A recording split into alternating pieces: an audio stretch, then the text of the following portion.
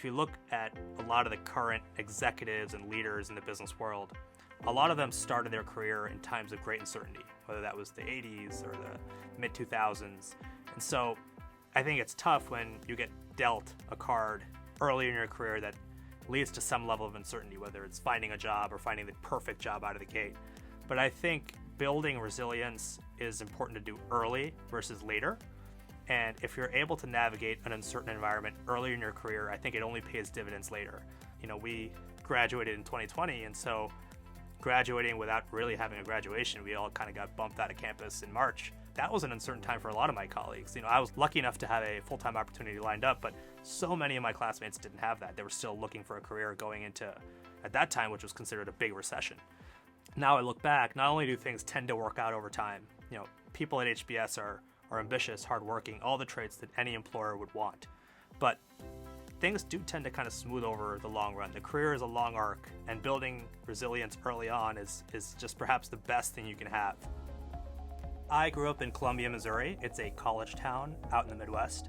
I probably thought I was going to be a doctor. Both my parents are physicians. That did change as I went to Harvard College and realized, I wasn't going to cut it in life sciences 1A.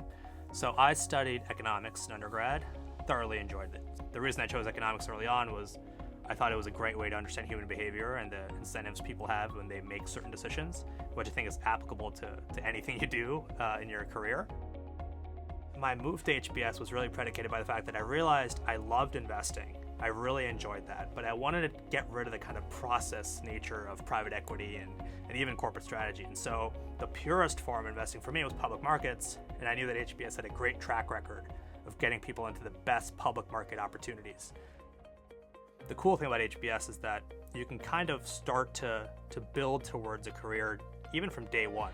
My job actually was posted on 12/20, and I actually got my full-time job from that as well because my internship turned into a full-time offer. And so the wealth of resources that CPD kind of throws at students, it's not just like throwing it at them and hoping they use it. It's actually very specific to what you try to achieve in your career and try to achieve for both your internship and your full-time opportunities. So it's tailored to you in a way.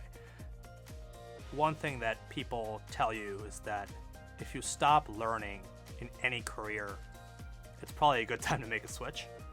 And the reason for that is, I think if you stop learning, you tend to plateau from a skill standpoint as well.